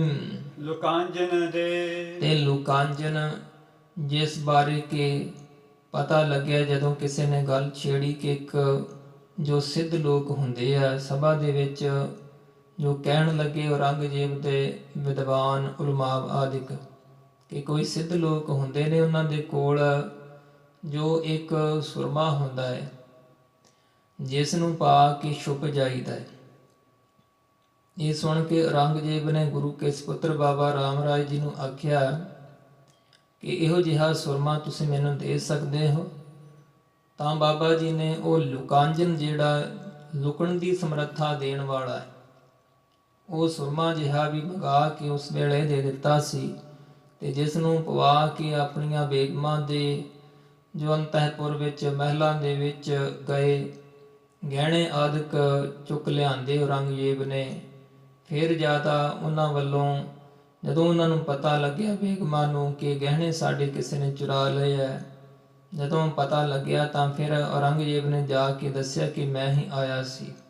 ਲੁਕਾਂਜਨ ਜਿਹੜਾ ਬਾਬਾ ਰਾਮ ਰਾਏ ਜੀ ਦੇ ਕੋਲੋਂ ਲਿਆ ਸੁਰਮਾ ਜਿਹਾ, ਉਹ ਹੀ ਅੱਖਾਂ ਵਿੱਚ ਪਾਇਆ ਸੀ। ਇਸ ਤਰ੍ਹਾਂ ਦਾ ਜਿਹੜਾ ਲੁਕਾਂਜਨ ਹੈ, ਲੁਕਣ ਦੀ ਸਮਰੱਥਾ, ਛੁਪਣ ਦੀ, ਗੁਪਤ ਹੋਣ ਦੀ ਦੇਣ ਵਾਲਾ, ਉਹ ਵੀ ਦਿੱਤਾ ਸੀ ਉਸ ਨੂੰ। ਧੀਨ ਕੋ ਜਵਾਏ ਤੇ ਜਿਸ ਵੇਲੇ ਔਰੰਗਜ਼ੇਬ ਬਾਬਾ ਰਾਮ ਰਾਏ ਜੀ ਨੂੰ ਨਾਲ ਲੈ ਕੇ ਬਾਹਰ ਸੈਰ ਕਰਨ ਵਾਸਤੇ ਬਾਗ ਬਗੀਚਿਆਂ 'ਚ ਗਿਆ ਸੀ, ਰਸਤੇ ਵਿੱਚ ਆਉਂਦਿਆਂ ਹੋਇਆਂ ਇੱਕ ਮਰੀ ਗਊ ਵੇਖੀ। ਤਾਂ ਉਸ ਦਾ ਜੋ ਛੋਟਾ ਬੱਚਾ ਵੀ ਨੇੜੇ ਖੜਾ ਸੀ, ਉਸ ਵੱਲ ਵੇਖ ਕੇ ਜੋ ਥੋੜ੍ਹੀ ਬਹੁਤ ਦਇਆ ਜਿਹੀ ਆਈ ਔਰੰਗਜ਼ੇਬ ਨੂੰ, ਤੇ ਕਹਿਣ ਲੱਗਾ ਕਿ ਇਸ ਨੂੰ ਜਿੰਦਾ ਕਰ ਦਿਓ। ਤੇ ਜਿੰਦਾ ਕਰਨ ਵਾਸਤੇ ਕਿਹਾ ਤਾਂ ਬਾਬਾ ਰਾਮ ਰਾਏ ਜੀ ਨੇ ਜਲ ਮੰਗਵਾ ਕੇ ਜਲ ਛਿੜਕਾਇਆ ਵਾਹਿਗੁਰੂ ਕਹਿ ਕੇ, ਤਾਂ ਉਹ ਮਰੀ ਗਊ ਜੋ ਜਿੰਦਾ ਹੋ ਗਈ ਉਸ ਵੇਲੇ। ਸੋ ਇਸ ਤਰ੍ਹਾਂ ਜੋ ਮਰੀ ਗਊ ਨੂੰ ਜਿੰਦਾ ਕਰਨ ਦੀ ਵੀ ਸ਼ਕਤੀ ਦਿਖਾਈ। ਦਈ ਤਸਬੀ ਸੋ ਮੁਕਤਾ ਤੇ ਜਿਸ ਵੇਲੇ ਤਸਬੀ ਮਾਲਾ ਜਿਹੀ ਗਵਾਚ ਗਈ ਸੀ, ਬਹੁਤੀ ਹੀਰੇ ਜੜਤ ਜਵਾਹਰ ਜਿਸ ਵਿੱਚ ਜੜੇ ਹੋਏ ਸਨ, ਬਹੁਤ ਕੀਮਤੀ ਮਾਲਾ ਔਰੰਗਜ਼ੇਬ ਦੀ, ਉਹ ਕਿਸੇ ਬੇਗਮ ਨੇ ਹੀ ਲੁਕਾ ਕੇ ਰੱਖ ਲਈ ਸੀ। ਪਤਾ ਨਹੀਂ ਸੀ ਲੱਗਦਾ, ਨਾ ਕੋਈ ਦੱਸਦਾ ਸੀ। ਤਾਂ ਬਾਬਾ ਰਾਮ ਰਾਏ ਜੀ ਨੂੰ ਪੁੱਛਿਆ ਤਾਂ ਉਹਨਾਂ ਨੇ ਮਾਲਾ ਜਿੱਥੇ ਵੀ ਲੁਕਾ ਕੇ ਬੇਗਮ ਨੇ ਰੱਖੀ ਹੋਈ ਸੀ, ਜਿਸ ਨੇ ਉਹ ਦੱਸ ਦਿੱਤਾ, ਜਿਸ ਤਾਕੀ ਵਿੱਚ ਲੁਕਾ ਕੇ ਰੱਖੀ ਸੀ। ਸੋ ਇਸ ਪ੍ਰਕਾਰ ਉਹ ਮਾਲਾ ਵੀ ਲਭਾ ਦਿੱਤੀ। ਇਸੇ ਪ੍ਰਕਾਰ ਸੋ ਮੁਕਤਾ ਤੇ ਇੱਕ ਮੋਤੀ ਜਿਹੜਾ ਲਿਆ ਕੇ ਕਿਸੇ ਨੇ ਭੇਟਾ ਕੀਤਾ ਸੀ, ਤੇ ਉਹ ਜਿਹੜਾ ਉੱਤਮ ਮੋਤੀ, ਕੀਮਤੀ ਮੋਤੀ ਆਪਣੀ ਪਿਆਰੀ ਬੇਗਮ ਨੂੰ ਔਰੰਗਜ਼ੇਬ ਨੇ ਦਿੱਤਾ। ਉਸ ਨੂੰ ਗਹਿਣਿਆਂ ਵਿੱਚ ਸਜਾਉਣ ਵਾਸਤੇ, ਨੱਥ ਵਿੱਚ ਸਜਾਉਣ ਲਈ ਕਿਹਾ। ਤਾਂ ਉਸਨੇ ਅੱਗੋਂ ਆਖਿਆ ਕਿ ਇਸ ਜਿਹਾ ਇੱਕ ਹੋਰ ਦੂਜਾ ਮੋਤੀ ਹੋਵੇ ਤੇ ਤਾਂ ਹੀ ਫੱਬ ਸਕਦਾ ਹੈ ਗਹਿਣੇ ਵਿੱਚ, ਤੇ ਤਾਂ ਹੀ ਇਸ ਦੀ ਸ਼ੋਭਾ ਪੂਰੀ ਬਣੇਗੀ। ਔਰੰਗਜ਼ੇਬ ਨੇ ਬਾਬਾ ਰਾਮ ਰਾਏ ਜੀ ਨੂੰ ਆਖਿਆ ਕਿ ਉਸ ਜਿਹਾ ਮੋਤੀ ਚਾਹੀਦਾ ਹੈ। ਤਾਂ ਫਿਰ ਬਾਬਾ ਰਾਮ ਰਾਏ ਜੀ ਨੇ ਉਸ ਜਿਹਾ ਹੋਰ ਇੱਕ ਸੁੰਦਰ ਕੀਮਤੀ ਮੋਤੀ ਜੋ ਦੇ ਦਿੱਤਾ। ਖਾਇਓ ਸੋ ਬਤਾਇਓ ਤੇ ਜਿਸ ਵੇਲੇ ਆਪਣਾ ਖਾਧਾ ਪੁੱਛਿਆ ਸੀ ਕਿ ਮੈਂ ਖਾਧਾ ਕੀ ਹੈ, ਅੱਜ ਕਿਹੋ ਜਿਹਾ ਭੋਜਨ ਛਕਿਆ ਹੈ, ਤਾਂ ਉਹ ਵੀ ਬਾਬਾ ਰਾਮ ਰਾਏ ਜੀ ਨੇ ਦੱਸ ਦਿੱਤਾ ਕਿ ਕਿਹੋ ਜਿਹਾ ਭੋਜਨ ਸੀ, ਕਿੰਨੇ ਪ੍ਰਕਾਰ ਦੇ ਵਿੱਚ ਪਦਾਰਥ ਸਨ, ਤੇ ਕਿਸ ਕਿਸ ਤਰ੍ਹਾਂ ਦਾ ਮਾਸ ਤੁਸਾਂ ਖਾਧਾ ਸੀ। ਤੇ ਮਾਸ ਕਿਸ ਨੇ ਤਿਆਰ ਕੀਤਾ ਸੀ ਤੇ ਵਰਤਾਉਣ ਵਾਲੇ ਕਿਹੜੇ ਸਨ ਉਸ ਵੇਲੇ, ਤੇ ਗੱਲਾਂ ਕਿਹੋ ਜਿਹੀਆਂ ਤੁਸੀਂ ਕਰ ਰਹੇ ਸੀ ਉਹ ਵੀ ਸਭ ਦੱਸ ਦਿੱਤੀਆਂ। ਖਟ ਰਿਤ ਫਲ ਇਕੱਠੇ ਕੈ। ਤੇ ਜਿਸ ਵੇਲੇ ਕਿਹਾ ਸੀ ਕਿ ਜੋ ਫਲ ਹੁੰਦੇ ਹਨ ਤੇ ਸ੍ਰੇਸ਼ਟ ਵੱਖ-ਵੱਖ ਰੁੱਤਾਂ ਵਾਲੇ ਫਲ ਕਿਹੋ ਜਿਹੇ, ਜੋ ਸਭ ਉਹ ਕਿਵੇਂ ਵੇਖੇ ਜਾਣ, ਕਿਸੇ ਪ੍ਰਕਾਰ ਮਿਲ ਜਾਣ ਤਾਂ ਵੇਖ ਲਈਏ ਸਭ ਰੁੱਤਾਂ ਦੇ ਫਲ, ਤਾਂ ਇਕੱਠੇ ਕਰਕੇ ਹੀ ਪ੍ਰਗਟ ਹੀ ਦਿਖਾ ਦਿੱਤੇ ਬਾਬਾ ਰਾਮ ਰਾਏ ਜੀ ਨੇ ਸਭ ਰੁੱਤਾਂ ਦੇ ਫਲ, ਜਿਹੜੇ ਪਹਿਲਾਂ ਨਾ ਕਦੇ ਵੇਖੇ ਸਨ ਤੇ ਨਾ ਸੁਣੇ ਸੀ। ਕਿਉਂਕਿ ਜਿਨ੍ਹਾਂ ਕੋ ਪਤਾ ਹੁੰਦਾ ਹੈ ਉਹਨਾਂ ਕੋ ਕੋਈ ਜਾਣਦਾ ਹੈ, ਤੇ ਜਿਨ੍ਹਾਂ ਦੀ ਖਬਰ ਸੁਣਦਾ ਹੈ, ਜਿੱਥੋਂ ਤੱਕ ਕਿਸੇ ਮਨੁੱਖ ਦੀ ਪਹੁੰਚ ਹੈ ਉਹ ਪ੍ਰਾਪਤ ਹੋ ਜਾਂਦੇ ਨੇ, ਉਹਨਾਂ ਨੂੰ ਛਕਣ ਵਾਸਤੇ ਯਤਨ ਕਰਦਾ ਹੈ। ਬਾਦਸ਼ਾਹ ਦੇ ਕੋਲ ਭਾਵੇਂ ਅਨੇਕ ਤਰ੍ਹਾਂ ਦੇ ਫਲ ਉਹ ਖਾਂਦਾ ਰਿਹਾ, ਪਰ ਜਿਹੋ ਜਿਹੇ 6 ਰੁੱਤਾਂ ਦੇ ਫਲ ਇੱਕੋ ਸਮੇਂ ਦੇ ਵਿੱਚ ਹੀ ਲਿਆ ਕੇ ਪ੍ਰਗਟ ਹੀ ਦਿਖਾ ਦਿੱਤੇ ਸਨ ਤੇ ਦੇ ਦਿੱਤੇ ਸੀ, ਉਹ ਬਾਦਸ਼ਾਹ ਨੇ ਵੀ ਖਾਧੇ, ਹੋਰ ਸਭਾ ਵਿੱਚ ਬੈਠਿਆਂ ਨੇ ਵੀ ਖਾਧੇ। ਐਵੇਂ ਇਕੱਠੇ ਕਰਕੇ 6 ਰੁੱਤਾਂ ਦੇ ਫਲ ਦੇ ਦਿੱਤੇ ਸਨ। ਆਗ ਪਰ ਬਾਗ ਭਾਂ। ਤੇ ਜਿਸ ਵੇਲੇ ਕਿਹਾ ਸੀ ਫਿਰ ਔਰੰਗਜ਼ੇਬ ਨੇ ਕਿ ਇਹੋ ਜਿਹੇ ਜੋ ਸ੍ਰੇਸ਼ਟ ਫਲ ਹੈ, ਤੁਹਾਡੇ ਪਾਸ ਤਾਂ ਬੜੀ ਸ਼ਕਤੀ ਹੈ। ਫਲ ਆਦਿਕ ਛਕ ਕੇ ਬੜਾ ਜ਼ਿਆਦਾ ਹੈਰਾਨ ਹੋਇਆ, ਬੜਾ ਹੀ ਅਸਚਰਜ ਹੋਇਆ ਕਿ ਇੰਨੇ ਸਵਾਦਲੇ ਫਲ ਨਾ ਕਦੇ ਵੇਖੇ ਨਾ ਸੁਣੇ ਹੈ। ਪਰ ਇਹ ਜਿਹੜੇ ਬਾਗ ਬਗੀਚੇ ਹੈ ਇਹ ਕਿੱਥੋਂ ਪ੍ਰਾਪਤ ਹੋ ਸਕਦੇ ਹੈ, ਤੇ ਇਹੋ ਜਿਹੇ ਫਲਾਂ ਦੇ ਜਿਹੜੇ ਬੀਜ ਹਨ ਕਿਵੇਂ ਮਿਲ ਸਕਦੇ ਨੇ। ਤੇ ਫਿਰ ਬਾਬਾ ਰਾਮ ਰਾਏ ਜੀ ਨੇ ਔਰੰਗਜ਼ੇਬ ਨੂੰ ਕਿਹਾ ਸੀ ਕਿ ਇਹੋ ਜਿਹੇ ਫਲਾਂ ਵਾਲੇ ਜਿਹੜੇ ਬਾਗ ਬਗੀਚੇ ਹੈ ਇਹ ਧੰਨ ਸ੍ਰੀ ਗੁਰੂ ਨਾਨਕ ਦੇਵ ਸਾਹਿਬ ਮਹਾਰਾਜ ਜੀ ਦੇ ਘਰ ਵਸ ਹੀ ਹਨ, ਤੇ ਸਤਿਗੁਰਾਂ ਦੇ ਘਰ ਦੇ ਵਿੱਚੋਂ ਹੀ ਬਖਸ਼ਿਸ਼ ਦੁਆਰਾ ਹੀ ਇਹ ਪ੍ਰਾਪਤ ਹੋ ਸਕਦੇ ਆ, ਤੇ ਉਸ ਘਰ ਦੀ ਬਖਸ਼ਿਸ਼ ਦੁਆਰਾ ਹੀ ਤੁਹਾਨੂੰ ਆ ਬਾਗ ਬਗੀਚਿਆਂ ਵਾਲੇ ਫਲ ਮੈਂ ਦਿਖਾਏ ਨੇ। ਤਾਂ ਉਸ ਵੇਲੇ ਫਿਰ ਜਦੋਂ ਕਹਿਣ ਲੱਗਾ ਔਰੰਗਜ਼ੇਬ ਕਿ ਕੋਈ ਆ ਬਾਗ ਬਗੀਚੇ ਜਿਹੇ ਮੈਨੂੰ ਦਿਖਾ ਦਿਓ, ਤਾਂ ਫਿਰ ਬਾਬਾ ਰਾਮ ਰਾਏ ਜੀ ਨੇ ਕਿਹਾ ਸੀ ਔਰੰਗਜ਼ੇਬ ਨੂੰ ਕਿ ਤੁਸੀਂ ਉਤਾਂਹ ਵੇਖੋ ਆਕਾਸ਼ ਵਿੱਚ। ਆਕਾਸ਼ ਵੱਲ ਜਦੋਂ ਵੇਖਿਆ ਕਾਜ਼ੀਆਂ ਮੁਲਾਣਿਆਂ ਅਹਿਲਕਾਰਾਂ ਉਲਮਾਵਾਂ ਦੇ ਸਹਿਤ, ਤਾਂ ਫਿਰ ਆਕਾਸ਼ ਦੇ ਵਿੱਚ ਅੱਗ ਦੇ ਉੱਪਰ ਬਾਗ ਦਿਖਾ ਦਿੱਤਾ। ਅੱਗ ਤੇ ਇਸ ਪ੍ਰਕਾਰ ਜੋ ਬਾਗ ਦਿਖਾਉਣ ਦੀ ਸ਼ਕਤੀ ਹੈ ਇਹ ਬਾਬਾ ਰਾਮ ਰਾਏ ਜੀ ਨੇ ਦਿਖਾਈ। ਸਮਾਧ ਸੰਗ ਜੁਗਤਾ। ਤੇ ਜਦੋਂ ਕਿ ਸਮਾਧ ਬਾਰੇ ਗੱਲ ਛੇੜੀ ਸੀ ਕਾਜ਼ੀਆਂ ਮੁਲਾਣਿਆਂ ਨੇ ਕਿ ਜਿਹੜੀ ਸਮਾਧੀ ਹੈ ਉਹ ਸਿੱਧ ਆਦਿਕ ਹੀ ਲਗਾ ਸਕਦੇ ਆ, ਤੇ ਇਹ ਸਮਾਧੀ ਨਹੀਂ ਲਾ ਸਕਦੇ, ਜਾਂ ਗੁਰੂ ਘਰ ਵੱਲੋਂ ਤਾਂ ਕੋਈ ਸਮਾਧੀ ਇਸ ਪ੍ਰਕਾਰ ਦੀ ਉਹ ਕਹਿਣ ਲੱਗੇ ਕਿ ਨਹੀਂ ਲਗਾਈ ਜਾ ਸਕਦੀ। ਜਿਹੜੇ ਸਿੱਧ ਹੁੰਦੇ ਆ ਪ੍ਰਾਣਾਯਾਮ ਆਦਿਕ ਸਾਧਨ ਕਰਦੇ ਆ ਬੜਾ ਬੜਾ ਸਮਾਂ, ਤੇ ਬਹੁਤ ਲੰਬਾ ਸਮਾਂ ਉਹ ਸਮਾਧੀ ਲਗਾ ਕੇ ਰੱਖ ਕੇ ਤੇ ਆਪਣੀ ਉਮਰ ਵੀ ਵਧਾ ਲੈਂਦੇ ਨੇ। ਤੇ ਗੁਰੂ ਘਰ ਦੇ ਉੱਪਰ ਸ਼ੰਕਾ ਕੀਤਾ ਉਸ ਵੇਲੇ, ਤੇ ਸਿੱਧਾਂ ਦੇ ਮਤ ਨੂੰ ਉੱਚਾ ਦਰਸਾਇਆ ਜਦੋਂ, ਤਾਂ ਫਿਰ ਬਾਬਾ ਜੀ ਨੇ ਸਾਰੀ ਗੱਲ ਉਹਨਾਂ ਨੂੰ ਪਹਿਲਾਂ ਸਮਝਾਈ। ਜਦੋਂ ਕਹਿੰਦੇ ਕਿ ਸਾਡੇ ਮੰਨਣ ਵਿੱਚ ਨਹੀਂ ਇਹ ਗੱਲ ਆਉਂਦੀ, ਜਦੋਂ ਆਖਿਆ ਕਿ ਭਗਤੀ ਕਰਨੀ ਪਰਮੇਸ਼ਰ ਵਾਹਿਗੁਰੂ ਜੀ ਦੀ, ਭਗਤੀ ਕਰਨ ਦੇ ਨਾਲ ਸਾਰੇ ਹੀ ਸਾਧਨ ਆਪਣੇ ਆਪ ਹੋ ਜਾਂਦੇ। ਜੇ ਕੋਈ ਸਿੱਖ ਸੇਵਕ ਕਰਨਾ ਚਾਹੇ ਤਾਂ ਉਹ ਸਾਧਨ ਉਹ ਕਰ ਵੀ ਸਕਦਾ ਹੈ। ਇਹ ਭਗਤੀ ਸਹਿਤ ਗਿਆਨ ਦੀ ਬ੍ਰਹਮ ਗਿਆਨ ਦੀ ਪ੍ਰਾਪਤੀ ਤੋਂ ਇਹ ਥੱਲੇ ਦੀਆਂ ਹੀ ਖੇਡਾਂ ਹਨ। ਦੱਸਿਆ ਇਸ ਤਰ੍ਹਾਂ ਤਾਂ ਫਿਰ ਕਾਜੀ ਮੁਲਾਣੇ ਆਦਿ ਕਹਿੰਦੇ ਸਾਡੇ ਮੰਨਣ ਵਿੱਚ ਇਹ ਗੱਲ ਨਹੀਂ ਆਉਂਦੀ, ਤਾਂ ਕਹਿੰਦੇ ਫਿਰ ਕਰਕੇ ਦਿਖਾ ਦਿੰਦੇ ਹਾਂ ਜੇ ਨਹੀਂ ਪਤਾ ਲੱਗਦਾ ਤਾਂ। ਬਾਬਾ ਰਾਮ ਰਾਏ ਜੀ ਨੇ ਆਖਿਆ ਕਿ ਐਸਾ ਸਥਾਨ ਹੋਵੇ, ਨਵੇਕਲਾ ਮਕਾਨ ਹੋਵੇ, ਜਿੱਥੇ ਅਸੀਂ ਬੈਠ ਕੇ ਸਮਾਧੀ ਲਗਾ ਕੇ ਤੁਹਾਨੂੰ ਦਿਖਾਈਏ। ਤਾਂ ਔਰੰਗਜ਼ੇਬ ਨੇ ਆਪਣਾ ਇੱਕ ਵੱਖਰਾ ਜਿਹਾ ਬਣਾਇਆ ਕੋਠਾ ਉਹ ਦਿੱਤਾ, ਉਹ ਸਥਾਨ, ਉਸ ਵਿੱਚ ਸਮਾਧੀ ਲਾਉਣ ਵਾਸਤੇ ਥਾਂ ਦਿੱਤੀ ਕਿਹਾ। ਤਾਂ ਉੱਥੇ ਸਮਾਧੀ ਲਗਾ ਕੇ 5 ਦਿਨ ਤੱਕ ਰੱਖੀ ਬਾਬਾ ਰਾਮ ਰਾਏ ਜੀ ਨੇ। ਛੇਵੇਂ ਦਿਨ ਸਮਾਧੀ ਖੋਲੀ ਸੀ। ਇਸ ਪ੍ਰਕਾਰ ਸਮਾਧੀ ਦੇ ਵਿੱਚ ਜੁੜ ਕੇ ਦਿਖਾ ਦਿੱਤਾ ਸੀ। ਸਭ ਹੈਰਾਨ ਹੋਏ ਸਨ। ਅਸਬ ਦਰਿਆਈ ਤੇ ਦਰਿਆਈ ਘੋੜਾ ਇੱਕ ਦਿਖਾ ਦਿੱਤਾ ਸੀ ਲਿਆ ਕੇ। ਜਦੋਂ ਬਾਹਰ ਵਿਚਰਨ ਵਾਸਤੇ ਗਏ ਸੀ, ਘੋੜਿਆਂ ਤੇ ਸਵਾਰ ਹੋ ਕੇ ਜਮਨਾ ਨਦੀ ਦੇ ਨੇੜੇ ਪਹੁੰਚੇ ਤਾਂ ਔਰੰਗਜ਼ੇਬ ਦਾ ਘੋੜਾ ਮੂੰਹ ਜੋਰ ਹੋ ਕੇ ਨਦੀ ਵਿੱਚ ਜਾ ਪ੍ਰਵੇਸ਼ ਹੋਇਆ।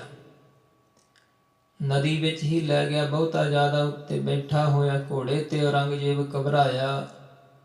ਮਸਾਂ ਉਸਨੂੰ ਮੋੜਿਆ। ਘੋੜੇ ਨੇ ਆਪ ਡੁੱਬ ਕੇ ਨਾਲ ਡੁੱਬਿਆ ਵੀ ਤੇ ਸਾਰੇ ਸ਼ਸਤਰ ਵਸਤਰ ਆਦਿਕ ਭਿਉਂ ਦਿੱਤੇ। ਤੇ ਇਸ ਤਰ੍ਹਾਂ ਜਦੋਂ ਬਾਹਰ ਆਇਆ ਫਿਰ ਆ ਕੇ ਆਖਿਆ ਕਿ ਇਹੋ ਜਿਹਾ ਕੋਈ ਸੁੰਦਰ ਘੋੜਾ ਹੋਵੇ ਜਿੱਤੇ ਸਵਾਰ ਹੋ ਕੇ ਮੈਂ ਭਿੱਜਾ ਵੀ ਨਾ, ਇਹੋ ਜਿਹਾ ਘੋੜਾ ਦੇ ਦਿਓ। ਤਾਂ ਬਾਬਾ ਰਾਮ ਰਾਏ ਜੀ ਨੇ ਉਸ ਦੇ ਕਹਿਣ ਤੇ ਉਸ ਨੂੰ ਇੱਕ ਦਰਿਆਈ ਘੋੜਾ ਪ੍ਰਗਟ ਕਰਕੇ ਦੇ ਦਿੱਤਾ ਸੀ। ਜੇਠ ਸੀਤਲ ਚਲਾਈ ਬਾਓ ਤੇ ਬਹੁਤਾ ਜ਼ਿਆਦਾ ਜੇਠ ਦੇ ਮਹੀਨੇ ਵਿੱਚ ਜਦੋਂ ਲੋਵਾਂ ਪੈ ਰਹੀਆਂ ਸਨ, ਤੱਤੀ ਹਵਾ ਵਹਿੰਦੀ ਸੀ, ਤਾਂ ਉਸ ਵੇਲੇ ਔਰੰਗਜ਼ੇਬ ਨੇ ਕਿਹਾ ਕਿ ਠੰਡੀ ਹਵਾ ਪ੍ਰਾਪਤ ਹੋਵੇ। ਇਵੇਂ ਪ੍ਰਤੀਤ ਹੁੰਦਾ ਹੈ ਕਿ ਜਿਵੇਂ ਸਰੀਰ ਹੀ ਸੜਦੇ ਜਾ ਰਹੇ ਨੇ। ਤਾਂ ਉਸ ਵੇਲੇ ਬਾਬਾ ਰਾਮ ਰਾਏ ਜੀ ਨੇ ਬਚਨ ਕੀਤਾ ਸੀ ਕਿ 3 ਤਰ੍ਹਾਂ ਦੀ ਸੀਤਲ, ਸੁਗੰਧੀ ਵਾਲੀ ਤੇ ਹੌਲੀ ਹੌਲੀ ਚੱਲਣ ਵਾਲੀ ਹਵਾ ਜਿਹੜੀ ਹੈ ਹੁਣੇ ਪ੍ਰਗਟ ਹੋ ਜਾਏਗੀ। ਐਸਾ ਵਾਕ ਆਖਣ ਤੇ ਸੁੰਦਰ ਜਿਹੜੀ 3 ਤਰ੍ਹਾਂ ਦੀ ਸੀਤਲ, ਸੁਗੰਧਤ ਔਰ ਸਹਿਜੇ ਚੱਲਣ ਵਾਲੀ ਹਵਾ ਪ੍ਰਗਟ ਹੀ ਜੋ ਵਗਾ ਕੇ ਦਿਖਾ ਦਿੱਤੀ ਸਭ ਨੂੰ, ਜਿਸ ਕਰਕੇ ਆਨੰਦ ਪ੍ਰਾਪਤ ਹੋਇਆ।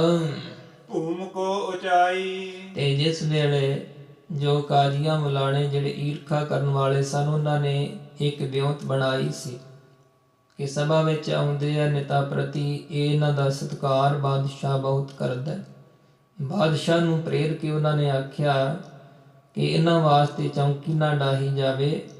ਫਿਰ ਭਲਾ ਇਹ ਕੀ ਕਰਦੇ ਹਨ? ਜਦੋਂ ਚੌਂਕੀ ਨਹੀਂ ਸੀ ਰੱਖੀ ਤੇ ਉਹ ਉਵੇਂ ਹੀ ਵਿਛਾਈ ਹੇਠਾਂ ਕੀਤੀ ਹੋਈ ਸੀ। ਬਾਬਾ ਰਾਮ ਰਾਏ ਜੀ ਸਭਾ ਵਿੱਚ ਪਹੁੰਚੇ, ਵੇਖਿਆ ਕਿ ਨਿੱਤ ਹੀ ਇਹ ਤਾਂ ਸਤਿਕਾਰ ਨਾਲ ਚੌਂਕੀ ਦੇ ਉੱਪਰ ਬਿਠਾਉਂਦੇ ਸੀ, ਅੱਜ ਨਿਰਾਦਰੀ ਕਰਨ ਦਾ ਯਤਨ ਕੀਤਾ ਹੈ। ਮਨ ਵਿੱਚ ਫੁਰਨਾ ਕੀਤਾ ਹੈ ਕਿ ਉਹ ਥਾਂ ਜਿਹੜੀ ਹੈ ਨਾ ਚੌਂਕੀ ਵਾਂਗ ਉੱਚੀ ਹੋ ਜਾਵੇ।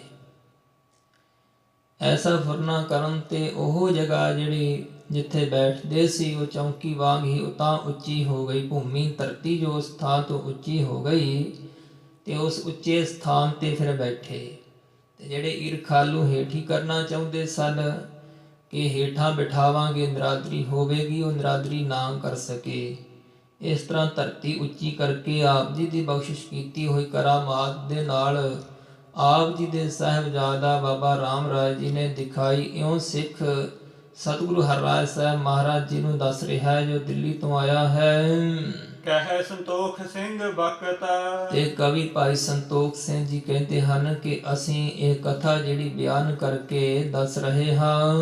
ਪਤਰੇ ਨਿਕਾਸੇ ਤਰੇ ਸੁਜਨੀ ਤੇ ਬੈਠੇ ਪੁਨ ਤੇ ਜਿਸ ਵੇਲੇ ਉਹਨਾਂ ਨੇ ਨਿਰਾਦਰੀ ਹੋਰ ਕਰਨੀ ਚਾਹੀ ਸੀ, ਔਰੰਗਜ਼ੇਬ ਦੀ ਸਭਾ ਵਿੱਚ ਬੈਠਣ ਵਾਲਿਆਂ ਕਾਜ਼ੀਆਂ ਮੁਲਾਣਿਆਂ ਉਲਮਾਵਾਂ ਨੇ, ਇਉਂ ਉਹਨਾਂ ਨੇ ਸਾਜ਼ਿਸ਼ ਇੱਕ ਘੜੀ ਕਿ ਗੁਰਬਾਣੀ ਦੇ ਸ਼ਬਦਾਂ ਵਾਲੇ ਜਿਹੜੇ ਪੱਤਰੇ ਨੇ, ਇਹ ਜਿਸ ਚੌਂਕੀ ਦੇ ਉੱਪਰ ਬੈਠਦੇ ਹੈ ਉਸ ਚੌਂਕੀ ਤੇ ਜੋ ਵਿਛਾਈ ਸੁਜਨੀ ਵਿਛਾਈ ਕੀਤੀ ਜਾਂਦੀ ਹੈ ਉਸ ਦੇ ਹੇਠਾਂ ਦੇ ਦਿਆਂਗੇ।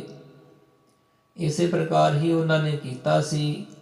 ਗੁਰਬਾਣੀ ਦੇ ਸ਼ਬਦਾਂ ਵਾਲੇ ਜੋ ਪੱਤਰੇ ਹੈ ਉਹ ਲਿਆ ਕੇ ਵਿਛਾਈ ਦੇ ਹੇਠਾਂ ਧਰ ਦਿੱਤੇ ਕਿ ਚੌਂਕੀ ਦੇ ਉੱਪਰ ਰੱਖੇ ਤੇ ਵਿਛਾਈ ਤੋਂ ਥੱਲੇ, ਤੇ ਪਤਾ ਵੀ ਨਾ ਇਹਨਾਂ ਨੂੰ ਲੱਗੇ। ਤੇ ਉਸ ਦੇ ਉੱਪਰ ਜਦੋਂ ਬੈਠ ਜਾਣਗੇ ਤੇ ਇਹਨਾਂ ਵੱਲੋਂ ਗੁਰਬਾਣੀ ਦੀ ਬੇਅਦਬੀ ਹੋ ਜਾਏਗੀ ਤੇ ਫਿਰ ਸਭ ਹੱਸਣ ਲੱਗ ਪਵਾਂਗੇ ਕਿ ਆਪਣੇ ਗੁਰੂ ਕੀ ਬਾਣੀ ਦਾ ਵੀ ਸਤਿਕਾਰ ਨਹੀਂ ਇਸ ਪਾਸੋਂ ਤਾਂ ਕੀਤਾ ਗਿਆ, ਤੇ ਨਾਲੇ ਆਪਣਾ ਇਸ ਦਾ ਧਰਮ ਜਿਹੜਾ ਹੈ ਭ੍ਰਸ਼ਟ ਹੋ ਜਾਏਗਾ, ਆਪਣੇ ਗੁਰੂ ਕੀ ਬਾਣੀ ਦੀ ਇਹ ਨਿਰਾਦਰੀ ਕਰ ਲਵੇਗਾ।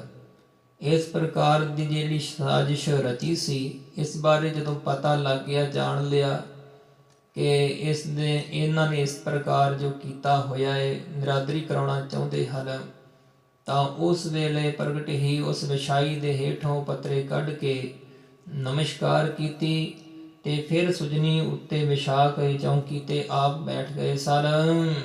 ਪੌਰਨ ਕੇ ਤਾਰੇ ਪਾਠ ਸੰਕਰ ਤੇ ਛੁਟਾਵਨੇ। ਗੁਰਬਾਣੀ ਦੇ ਸ਼ਬਦਾਂ ਵਾਲੇ ਪੱਤਰੇ ਉਸ ਵੇਲੇ ਫਿਰ ਵੱਖਰੇ ਰਖਵਾ ਦਿੱਤੇ ਸੀ। ਸੋ ਇਵੇਂ ਸ਼ਕਤੀ ਦੁਆਰਾ ਐਸਾ ਜੋ ਕੌਤਕ ਕਰਕੇ ਸਭ ਨੂੰ ਹੈਰਾਨ ਕੀਤਾ। ਤੇ ਫਿਰ ਜਿਵੇਂ ਕਾਜ਼ੀਆਂ ਦੇ ਪ੍ਰੇਰੇ ਹੋਏ ਔਰੰਗਜ਼ੇਬ ਨੇ ਜੋ ਬਾਬਾ ਰਾਮ ਰਾਏ ਜੀ ਨੂੰ ਕੈਦ ਕਰਨ ਦਾ, ਕਿਲੇ ਦੇ ਵਿੱਚ ਹੀ ਬੰਦ ਕਰਕੇ ਰੱਖਣ ਦਾ ਯਤਨ ਕੀਤਾ ਕਿ ਰਾਤ ਦੇ ਸਮੇਂ ਸ਼ਾਮ ਦੇ ਜੋ ਸਭਾ ਲੱਗੀ ਹੋਈ ਸੀ ਸਮਾਪਤੀ ਹੋਣ ਤੇ ਪਹਿਲਾਂ ਤਿਆਰੀ ਕਰ ਲਈ ਕਿ ਦਰਵਾਜ਼ੇ ਬੰਦ ਕਰ ਦਿੱਤੇ ਜਾਣ। ਸਭ ਨੂੰ ਕਹਿ ਦਿੱਤਾ ਪਹਿਰੇਦਾਰਾਂ ਨੂੰ। ਜਦੋਂ ਪਾਲਕੀ ਵਿੱਚ ਬੈਠ ਕੇ ਬਾਹਰ ਜਾਣ ਲੱਗੇ ਤਾਂ ਦਰਵਾਜ਼ੇ ਬੰਦ ਸਨ ਉਸ ਵੇਲੇ।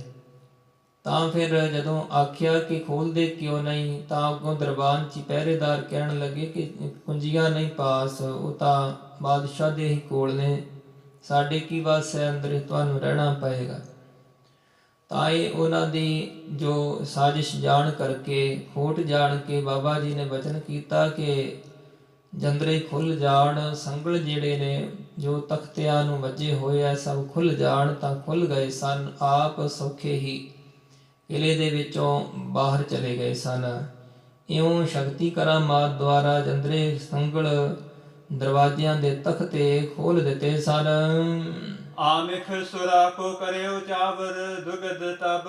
ਤੇ ਇਸੇ ਪ੍ਰਕਾਰ ਜਿਹੜਾ ਕਿ ਜਦੋਂ ਸਾਜ਼ਿਸ਼ ਰਚੀ ਸੀ ਕਿ ਮਾਸ ਸ਼ਰਾਬ ਆਦਿਕ ਪਾਸ ਰੱਖੀ, ਤਾਂ ਉਹ ਜਿਹੜੀ ਹੈ ਉਹ ਵੀ ਆਪਣੇ ਬਚਨ ਦੁਆਰਾ ਹੀ ਕਹਿ ਦਿੱਤਾ ਕਿ ਇਹ ਜੋ ਹੈ ਵਿੱਚ ਕੀ ਹੈ ਤੁਸੀਂ ਵੇਖ ਲਓ। ਤਾਂ ਉਸ ਵਿੱਚੋਂ ਦੁੱਧ ਹੀ ਦਿਖਾ ਦਿੱਤਾ।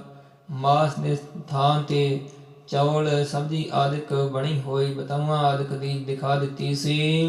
ਪਾਲਕੀ ਚਲਾਈ ਬਿਨਾ ਨਰ ਦਿਖ ਰਾਵਨੇ। ਤੇ ਇੱਕ ਦਿਨ ਬਿਨਾਂ ਮਨੁੱਖਾਂ ਤੋਂ, ਬਿਨਾਂ ਕਹਾਰਾਂ ਤੋਂ ਪਾਲਕੀ ਦੇ ਵਿੱਚ ਸਵਾਰ ਹੋ ਗਏ। ਤੇ ਕਹਾਰ ਜਿਹੜੇ ਪਾਲਕੀ ਚੁੱਕ ਕੇ ਲਿਜਾਣ ਵਾਲੇ ਉਹ ਕਿਧਰੇ ਗਏ ਹੋਏ ਸੀ, ਉਹਨਾਂ ਨੂੰ ਨਾ ਉਡੀਕਿਆ ਤੇ ਆਪਣੇ ਬਚਨ ਦੁਆਰਾ ਹੀ ਪਾਲਕੀ ਵਿੱਚ ਬੈਠ ਕੇ ਤੇ ਚੱਲਣ ਵਾਸਤੇ ਕਹਿ ਦਿੱਤਾ। ਪਾਲਕੀ ਵਿੱਚ ਬਹਿ ਕੇ ਚਲੇ ਗਏ ਔਰੰਗਜ਼ੇਬ ਦੇ ਕਿਲੇ ਵੱਲ ਨੂੰ। ਤੇ ਰਸਤੇ ਵਿੱਚ ਵੇਖਣ ਵਾਲੇ ਬਹੁਤ ਜ਼ਿਆਦਾ ਸ਼ਹਿਰ ਨਿਵਾਸੀ ਸਭ ਭੱਜੇ ਆਉਂਦੇ ਰਹੇ ਹੈਰਾਨ ਹੋਏ।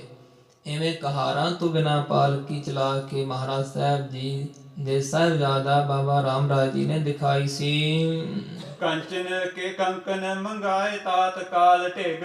ਤੇ ਇਸ ਪ੍ਰਕਾਰ ਜਦੋਂ ਕਿ ਜੋ ਕੜੇ ਆਦਿਕ ਜਿਹੜੇ ਦਿੱਤੇ ਸਨ ਔਰੰਗਜ਼ੇਬ ਨੇ ਪਹਿਲਾਂ, ਤੇ ਫਿਰ ਬਾਅਦ ਵਿੱਚ ਜਦੋਂ ਵੇਖੇ ਕਿ ਇਹਨਾਂ ਦੇ ਹੱਥਾਂ ਵਿੱਚ ਨਹੀਂ ਹਨ ਪਹਿਨੇ ਹੋਏ, ਉਵੇਂ ਆ ਗਏ ਆ, ਪਹਿਲਾਂ ਤਾਂ ਪਹਿਨ ਕੇ ਆਉਂਦੇ ਰਹੇ ਨੇ। ਬਾਬਾ ਰਾਮ ਰਾਏ ਜੀ ਨੇ ਇੱਕ ਦਿਨ ਸ਼ਹਿਰ ਦੇ ਵਿੱਚ ਵਿਚਰਦਿਆਂ ਕਿਸੇ ਬੇਨਵਾ ਫਕੀਰ ਵੱਲੋਂ ਮੰਗਣ ਤੇ ਉਹ ਕੜੇ ਉਸ ਨੂੰ ਦੇ ਦਿੱਤੇ ਸੀ, ਜਿਹੜਾ ਸ਼ਾਹਨਸ਼ਾਹ ਕਹਿੰਦਾ ਸੀ ਕਿ ਸ਼ਾਹਾਂ ਦੇ ਪਾਤਸ਼ਾਹਾਂ ਦੇ ਤੁਸੀਂ ਪਾਤਸ਼ਾਹ ਹੋ। ਤੋ ਕੜੇ ਉਤਾਰ ਕੇ ਦੇ ਦਿੱਤੇ ਸਨ। ਉਹਨਾਂ ਦਾ ਉਸ ਵੇਲੇ ਮੋਹ ਨਹੀਂ ਸੀ ਕੀਤਾ। ਬਾਦਸ਼ਾਹ ਵੱਲੋਂ ਪੁੱਛਣ ਤੇ ਜ਼ਿਆਦਾ ਜਿੱਦ ਕਰਨ ਤੇ ਕਿ ਕੜੇ ਵਾਪਸ ਮੈਨੂੰ ਚਾਹੀਦੇ ਹੈ, ਭਾਵੇਂ ਉਸਨੂੰ ਸਮਝਾਇਆ ਵੀ, ਪਰ ਫਿਰ ਉਸਨੇ ਜ਼ਿਆਦਾ ਜਦੋਂ ਜਿੱਦ ਕੀਤੀ ਤਾਂ ਉਸਨੂੰ ਕੜੇ ਮੰਗਵਾ ਕੇ ਸ਼ਕਤੀ ਨਾਲ ਹੀ ਦੇ ਦਿੱਤੇ ਸਨ। ਨੌਰੰਗ ਕੋ ਦੀਏ ਹੇਤ ਰਸ ਕੇ ਰਖਾਵਨੇ। ਤੇ ਉਸਦੇ ਨਾਲ ਪ੍ਰੇਮ ਰੱਖਣ ਵਾਸਤੇ ਉਸਨੂੰ ਕੜੇ ਮੰਗਵਾ ਕੇ ਦੇ ਦਿੱਤੇ ਸੀ। ਜਗ ਬਿਸਮਾਇਓ ਦੇਖ ਸੁਣ ਕੇ ਲੁਭਾਏ ਬਹੁ। ਤੇ ਜਿਹੜੇ ਜਗਤ ਦੇ ਲੋਕ ਹੈ ਵੇਖ ਸੁਣ ਕੇ ਇਸ ਤਰ੍ਹਾਂ ਕਰਾਮਾਤਾਂ ਦਿਖਾਉਂਦੇ ਵੇਖ ਕੇ ਬਹੁਤ ਹੀ ਜ਼ਿਆਦਾ ਹੈਰਾਨ ਹੋਏ। ਤੇ ਜਿਨ੍ਹਾਂ ਨੇ ਸ਼ਕਤੀਆਂ ਵੇਖੀਆਂ ਜਾਂ ਜਿਨ੍ਹਾਂ ਨੇ ਸੁਣਿਆ ਕਿ ਇੰਨੀਆਂ ਸ਼ਕਤੀਆਂ ਵਾਲੇ ਕਰਾਮਾਤਾਂ ਵਿੱਚ ਇਹ ਨਿਪੁੰਨ ਹਨ, ਬਹੁਤ ਕਰਾਮਾਤਾਂ ਦੇ ਮਾਲਕ ਨੇ, ਸੁਣ ਕੇ ਬਹੁਤ ਲੋਕ ਹੈਰਾਨ ਹੁੰਦੇ ਤੇ ਉਹਨਾਂ ਦੇ ਸੇਵਕ ਬਣਦੇ ਰਹੇ। ਸ਼ਾਹ ਕੇ ਸਹਿਤ ਸਭਾ ਅਚਰਜ ਪਾਵਨੇ। ਲੁਭਾਏ ਮਨ ਹੋ ਜਾਂਦੇ ਸ਼ਰਨ ਵਿੱਚ ਪੈਣ ਵਾਸਤੇ। ਤੇ ਇਸੇ ਪ੍ਰਕਾਰ ਜੋ ਔਰੰਗਜ਼ੇਬ ਹੈ ਆਪਣੀ ਸਭਾ ਦੇ ਵਿੱਚ ਬੈਠਣ ਵਾਲਿਆਂ ਕਾਜ਼ੀਆਂ ਮੁਲਾਣਿਆਂ ਉਲਮਾਵਾਂ ਦੇ ਸਹਿਤ ਬਹੁਤਾ ਹੀ ਅਚਰਜ ਹੁੰਦਾ, ਹੈਰਾਨ ਹੁੰਦਾ ਰਿਹਾ। ਚੌਪਈ ਇਮ ਅਜ਼ਮਤ ਬਹੁ ਬਾਰ ਦਿਖਾਈ। ਤੇ ਇਸ ਪ੍ਰਕਾਰ ਬਹੁਤੀ ਵਾਰ ਆਪਣੀ ਕਰਾਮਾਤ ਸ਼ਕਤੀ ਬਾਬਾ ਰਾਮ ਰਾਏ ਜੀ ਨੇ ਔਰੰਗਜ਼ੇਬ ਦੇ ਪਾਸ ਦਿਖਾਈ ਦਿੱਲੀ ਸ਼ਹਿਰ ਵਿੱਚ। ਤਉ ਤੁਰਕ ਜੇ ਬਾਦ ਉਠਾਈ। ਇਸ ਤਰ੍ਹਾਂ ਜਿਹੜਾ ਗੁਰੂ ਕਾ ਸਿੱਖ ਦਿੱਲੀ ਵੱਲੋਂ ਆਇਆ ਹੈ ਬਾਬਾ ਰਾਮ ਰਾਏ ਜੀ ਦੇ ਪਾਸੋਂ, ਸਤਿਗੁਰੂ ਹਰਿਰਾਏ ਸਾਹਿਬ ਮਹਾਰਾਜ ਜੀ ਦੇ ਪਾਸ ਕੀਰਤਪੁਰ ਸਾਹਿਬ ਦੇ ਵਿੱਚ ਦੱਸ ਰਿਹਾ ਹੈ ਕਿ ਸਤਿਗੁਰੂ ਸੱਚੇ ਪਾਤਸ਼ਾਹ ਜੀਓ ਆਪ ਜੀ ਦੇ ਸਾਹਿਬਜ਼ਾਦੇ ਨੇ ਭਾਵੇਂ ਕਿ ਬਹੁਤੀ ਵਾਰ ਕਰਾਮਾਤਾਂ ਤੁਰਕਾਂ ਦੇ ਬਾਦਸ਼ਾਹ ਔਰੰਗਜ਼ੇਬ ਨੂੰ ਦਿਖਾਈਆਂ ਸੀ, ਪਰ ਫਿਰ ਵੀ ਉਹ ਵੇਖ ਕੇ ਸ਼ਕਤੀਆਂ ਤ੍ਰਿਪਤ ਨਹੀਂ ਸੀ ਹੋਇਆ ਤੇ ਹੋਰ ਜੋ ਝਗੜੇ ਵਾਦ ਵਿਵਾਦ ਆਦਿਕ ਕਰਦਾ ਰਿਹਾ ਸੀ। ਕਰਤੇ ਰਹੇ ਦ્વੈਸ਼ ਬਹੁ ਤੇਰੇ। ਤੇ ਜਿਹੜੇ ਕਿ ਦਵੈਸ਼ੀ ਸਨ, ਈਰਖਾਲੂ ਸਨ, ਉਹ ਈਰਖਾ ਕਰਨ ਤੋਂ ਫਿਰ ਵੀ ਨਹੀਂ ਸੀ ਹਟਲੇ। ਉਹਨਾਂ ਨੂੰ ਸਮਝਾਉਣ ਦਾ, ਦਬਾਉਣ ਦਾ ਯਤਨ ਕੀਤਾ, ਦਬਾ ਕੇ ਤਾਂ ਰੱਖੇ, ਪਰ ਉਹ ਈਰਖਾ ਕਰਨ ਤੋਂ ਬਾਜ ਨਾ ਆਏ, ਈਰਖਾ ਕਰਦੇ ਹੀ ਰਹੇ।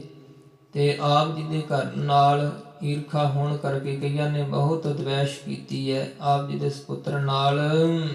ਫਸੇ ਸ਼ਰਾ ਮਹਿ ਮੂਡ ਬਡੇਰੇ। ਤੇ ਜਿਹੜੇ ਕੇਵਲ ਨਾਮ ਮਾਤਰ ਦੇ ਸ਼ਰਾਈ ਕਹੇ ਜਾਂਦੇ ਸਨ ਤੇ ਸਨ ਉਹ ਬਹੁਤੇ ਜ਼ਿਆਦਾ ਮੂਰਖ ਮਤ ਵਾਲੇ, ਤੇ ਕੇਵਲ ਜੋ ਇੱਕ ਬੰਧਨ ਰੂਪ ਸੀ ਉਹਨਾਂ ਵਾਸਤੇ ਸ਼ਰਾ ਦਾ ਨਿਯਮ ਭਾਵ ਕਿ ਜੋ ਧਾਰਨ ਕੋ ਨਹੀਂ ਸੀ ਕੀਤਾ, ਉਹਨਾਂ ਨੇ ਆਪਣੇ ਮਤ ਦੇ ਸਿਧਾਂਤ ਨੂੰ ਅਪਣਾ ਕਰਕੇ ਪਰਮੇਸ਼ਰ ਖੁਦਾ ਅੱਲਾ ਦੀ ਪ੍ਰਾਪਤੀ ਨਹੀਂ ਸਨ ਕਰਨ ਵਾਲੇ। ਸੋ ਕੇਵਲ ਨਾਮ ਮਾਤਰ ਦੇ ਹੀ ਸ਼ਰਾ ਦੇ ਵਿੱਚ ਉਹ ਬੰਨੇ ਹੋਏ ਸਨ। ਕਰਾਮਾਤ ਕੇ ਜ਼ੋਰ ਦਬਾਏ। ਪਰ ਆਪ ਜੀ ਦੇ ਸਾਹਿਬਜ਼ਾਦੇ ਨੇ ਕਰਾਮਾਤ ਦੇ ਬਲ ਦੇ ਨਾਲ ਉਹਨਾਂ ਨੂੰ ਵੀ, ਉਹਨਾਂ ਕਾਜੀਆਂ ਮਲਾਣਿਆਂ ਨੂੰ, ਈਰਖਾਲੂਆਂ ਨੂੰ ਵੀ ਦਬਾ ਕੇ ਰੱਖਿਆ ਸੀ। ਸਭਾ ਵਿਖੇ ਨਹੀਂ ਬੋਲਣ ਪਾਏ। ਤੇ ਜਿਸ ਕਰਕੇ ਸਭਾ ਦੇ ਵਿੱਚ ਪਹਿਲਾਂ ਤਾਂ ਉਹ ਬੋਲਦੇ ਸੀ, ਪਰ ਜਿਸ ਵੇਲੇ ਕਰਾਮਾਤ ਸ਼ਕਤੀ ਆਪਣੀ ਦਿਖਾ ਦਿੰਦੇ ਸਨ ਤਾਂ ਫਿਰ ਸਭਾ ਦੇ ਵਿੱਚ ਵੀ ਉਹਨਾਂ ਨੂੰ ਚੁੱਪ ਹੀ ਹੋਣਾ ਪੈਂਦਾ ਸੀ, ਅੱਗੇ ਕੋਈ ਬੋਲ ਨਹੀਂ ਸੀ ਔੜਦਾ। ਦੂਨ ਚੌਨੀ ਬਹੁ ਵਡਿਆਈ। ਇਹ ਦੂਣੀ ਚੌਣੀ ਬਹੁਤੀ ਜ਼ਿਆਦਾ ਜਿਹੜੀ ਵਡਿਆਈ ਹੈ ਸਤਿਗੁਰੂ ਮਹਾਰਾਜ ਸੱਚੇ ਪਾਤਸ਼ਾਹ ਜੀ ਆਪ ਜੀ ਦੇ ਸਾਹਿਬਜ਼ਾਦੇ ਬਾਬਾ ਰਾਮ ਰਾਏ ਜੀ ਦੀ ਹੁੰਦੀ ਰਹੀ ਹੈ। ਰਾਵਰ ਕੇ ਸੁਤ ਨਿਤ ਪ੍ਰਤ ਪਾਈ। ਇਹ ਆਪ ਜੀ ਦੇ ਸੁਪੁੱਤਰ ਬਾਬਾ ਰਾਮ ਰਾਏ ਜੀ ਨੇ ਨਿਤਾ ਪ੍ਰਤੀ ਐਸੀ ਦੂਣੀ ਚੌਣੀ ਵਡਿਆਈ ਉੱਥੇ ਪ੍ਰਾਪਤ ਕੀਤੀ ਹੈ। ਇਉਂ ਸਿੱਖ ਨੇ ਦਿੱਲੀ ਸ਼ਹਿਰ ਤੋਂ ਜਿਹੜਾ ਬਾਬਾ ਰਾਮ ਰਾਏ ਜੀ ਦੇ ਪਾਸੋਂ ਆਇਆ ਹੈ, ਉਸ ਨੇ ਸਤਿਗੁਰੂ ਮਹਾਰਾਜ ਸੱਚੇ ਪਾਤਸ਼ਾਹ ਜੀ ਨੂੰ ਸਤਿਗੁਰਾਂ ਦੇ ਸੁਪੁੱਤਰ ਬਾਬਤ ਦੱਸਿਆ ਹੈ, ਸ਼ਕਤੀਆਂ ਸੁਣਾਈਆਂ ਜੋ ਮਹਾਰਾਜ ਸਾਹਿਬ ਜੀ ਨੇ ਪੁੱਛੀਆਂ ਨੇ ਕਿ ਕਿਹੜੀ ਸ਼ਕਤੀ ਕਿਵੇਂ ਵਿਖਾਉਂਦਾ ਰਿਹਾ ਸਾਡਾ ਸਾਹਿਬਜ਼ਾਦਾ। ਸੋ ਉਹਨਾਂ ਦਾ ਬਿਆਨ ਉਸ ਗੁਰਸਿੱਖ ਨੇ ਕੀਤਾ ਹੈ। ਔਰ ਅੱਗੇ ਜਿਸ ਪ੍ਰਕਾਰ ਫਿਰ ਉਹ ਸਿੱਖ ਮਹਾਰਾਜ ਸਾਹਿਬ ਜੀ ਦੀ ਬਾਣੀ ਬਾਬਤ ਜੋ ਵਿਚਾਰ ਹੋਈ ਸੀ ਉਹ ਵੀ ਜਿਵੇਂ ਦੱਸਦਾ ਹੈ ਅਗਲੇ ਦੀਵਾਨ ਵਿੱਚ ਉਹ ਪ੍ਰਸੰਗ ਦੀ ਵਿਚਾਰ ਸਾਧ ਸੰਗਤ ਸਰਵਣ ਕਰਨੀ, ਭੁੱਲਾਂ ਚੁੱਕਾਂ ਦੀ ਖਿਮਾ, ਅਗਾਹ ਵਾਸਤੇ ਗਰੀਬ ਨਿਵਾਸ ਸਤਿਗੁਰੂ ਮਹਾਰਾਜ ਸੱਚੇ ਪਾਤਸ਼ਾਹ ਔਰ ਆਪ ਸਾਧ ਸੰਗਤ ਬਖਸ਼ਣਹਾਰ ਹੋ, ਕਿਰਪਾ ਕਰਨ ਗਰੀਬ ਨਿਵਾਸ ਸੱਚੇ ਪਾਤਸ਼ਾਹ ਕੇ ਵਾਸਤੇ ਸਮਤ ਬਖਸ਼ਿਸ਼ ਕਰਨਾ ਜੀ। ਕਰਾਮਾਤ ਕੇ ਜ਼ੋਰ ਦਬਾਏ। ਸਭਾ ਵਿਖੇ ਨਹੀਂ ਬੋਲਣ ਪਾਏ। ਦੂਨ ਚੂਨੀ ਬਹੁ ਵਡਿਆਈ। ਰਾਵਰ ਕੇ ਸੁਤ ਨਿਤ ਪ੍ਰਤ ਪਾਈ। ਵਾਹਿਗੁਰੂ ਜੀ ਕਾ ਖਾਲਸਾ, ਵਾਹਿਗੁਰੂ ਜੀ ਕੀ ਫਤਿਹ।